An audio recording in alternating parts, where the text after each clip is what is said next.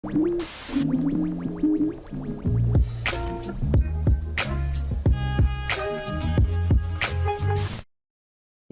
going on, everybody? This is Marcus, and I'm here with my lovely wife, Shira. And we would like to welcome you to another episode of the Black Married and Debt Free podcast. Shira, you are looking very beautiful today. Thank you. Do you feel beautiful? You know what I'm saying? Because that's all that matters. I feel all right, Okay.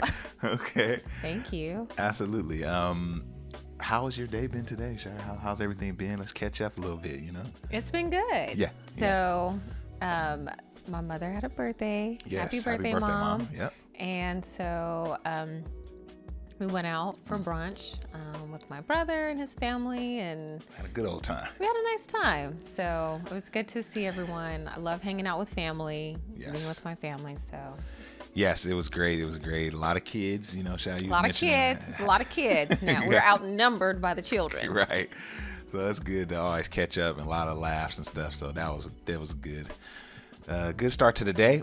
Shira, we're gonna get right in, because we're in an interesting time in the economy now, and so folks may be wondering, well, what are some things I can do to simplify my finances? How do I declutter, so to speak, my finances? How do I manage this thing? So I really wanted to get into some steps here and some things that I think will really help our listeners in that area. Yes. Always a good topic. Yes. I feel like this is a foundational topic. And it's also something that folks should be, revisiting. Right. Because over time, like your budget might change, the process that you take to pay your bills or to manage your finances might change, or hopefully become more efficient over time. Yes. So let's dive right in, Shire. Okay, what And you got? Let's start with number one. The first thing I think folks should do to simplify their finances is to get organized and store financial documents together. Now, hopefully, if you haven't already, you're transitioning to paperless, right? But we'll get there. But, there's still some essential documents, tangible hard copy documents that you'll need, and keeping them in a specific place is so important, Charles, especially with you, because you lose stuff sometimes, you know what I mean? Yes. So tell us share a way that we've been able to organize our finances, or Okay. Well, give an example. Yeah, I mean, as simple as the accordion style folders, that we all may be familiar with, where they have multiple slots, or you can even have those boxes that store folder dividers, and then you can put, you can label them. We have some net labeled, for real estate, and then within those you can have other dividers in there, and just keep your folders labeled, and then you can put your documents in place, so when you need to get said documents, they're easy to recover. Because a lot of times, especially when you're applying for mortgages and stuff, they want documents. They want to know, okay, and so you want to be able to access those quickly.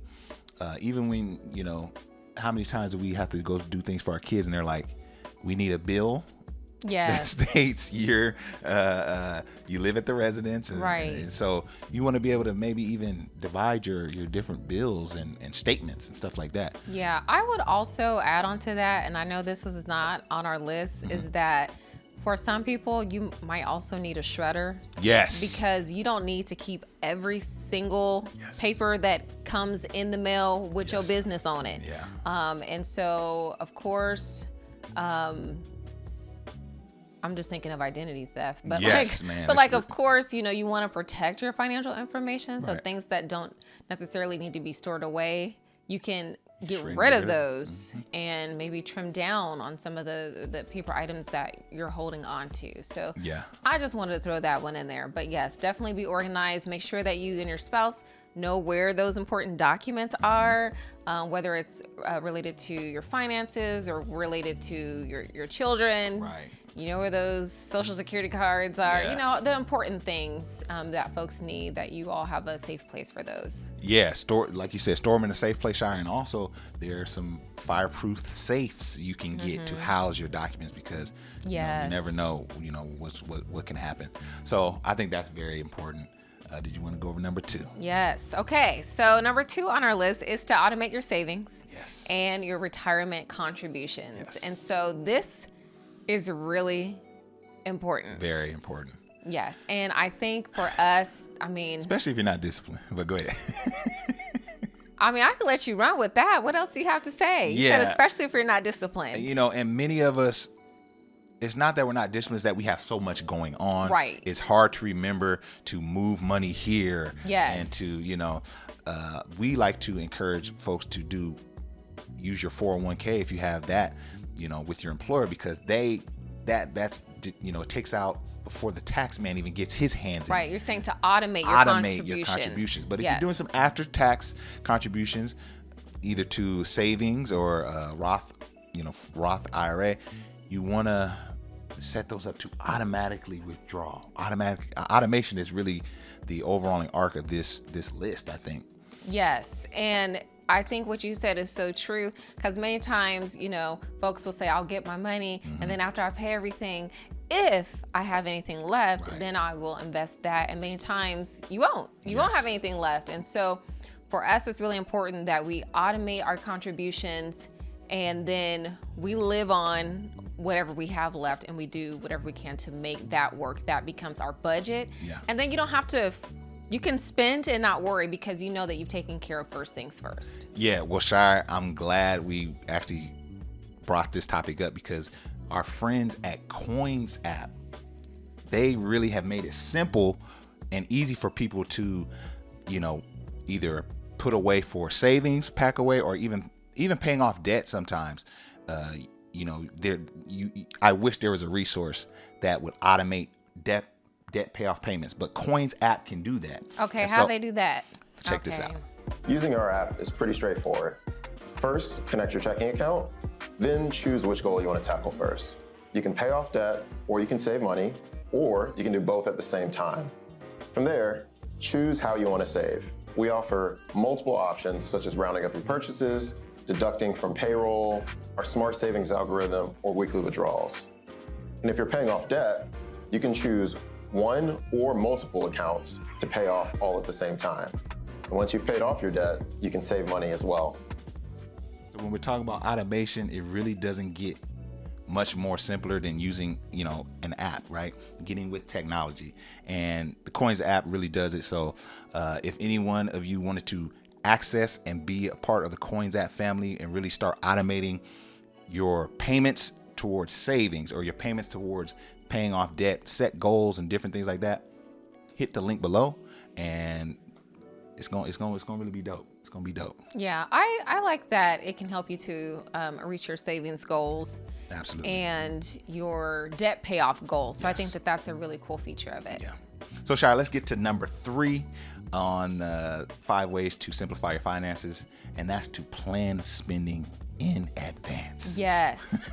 Yes, that is so important, especially, I mean, it's important for everybody, but when you're managing a family, and then you might have events that are coming up or special occasions that are coming up, like, it's really important to plan your spending in advance. Right. Like, I feel that right now.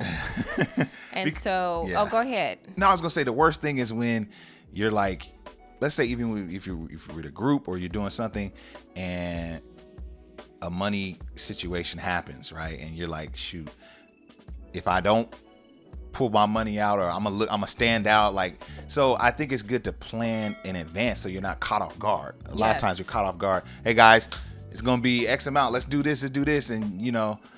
Give me some exampes. Okay. Somebody at your job had a baby, so we're all gonna put in for a baby shower, or we're gonna do a gift, or, you know, those are things. I mean, that's an example. Yeah, and I think the best way to hedge against those is to build in a, you know, it doesn't have to be specific. Like, if I didn't specifically plan for this, I can't spend it, but build in some flexibility, you know, that is planned, right? You're planning a flexibility fund or flexibles fund or some type of, you know, you just don't want to be willy-nilly. And I think a lot of times we get caught off guard with our spending, and it really hurts us. You know, it really, especially if we're setting up a budget or some type of spending plan.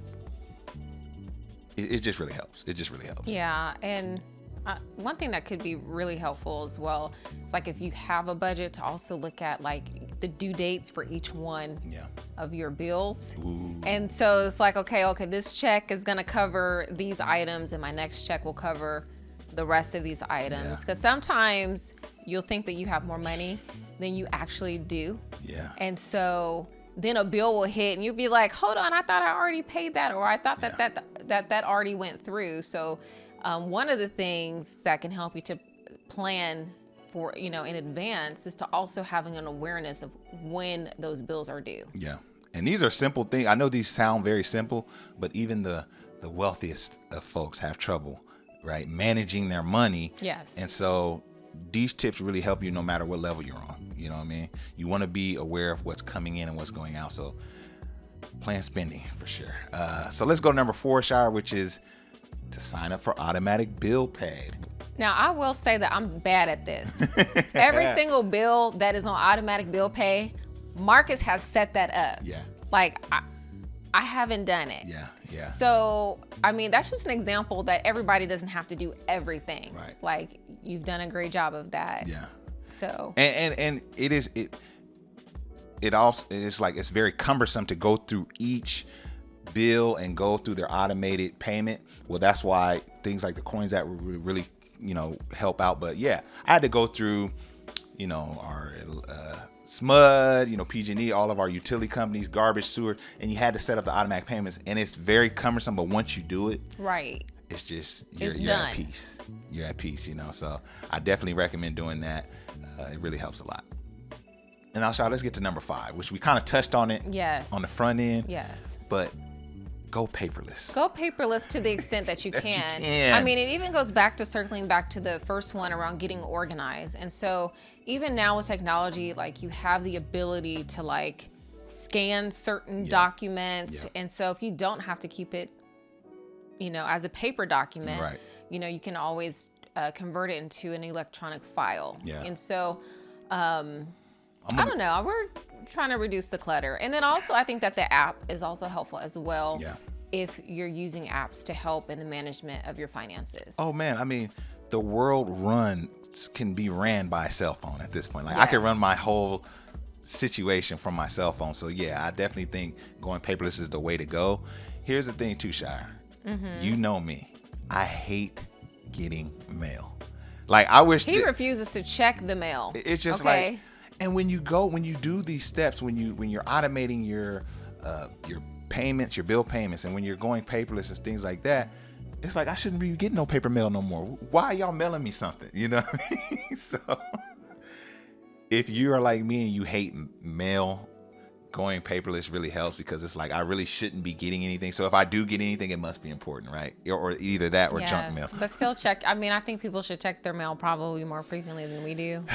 Yeah, you might be right. Well, but yeah, you definitely don't want to miss anything. Yeah. But go paperless is definitely a way to simplify your finances. Yeah. Now, Shire, when we were prepping for this, you mentioned a budget. You mentioned maybe adding one to the list, or do we want to do a bonus of, talking through a budget? You kind of touched on it.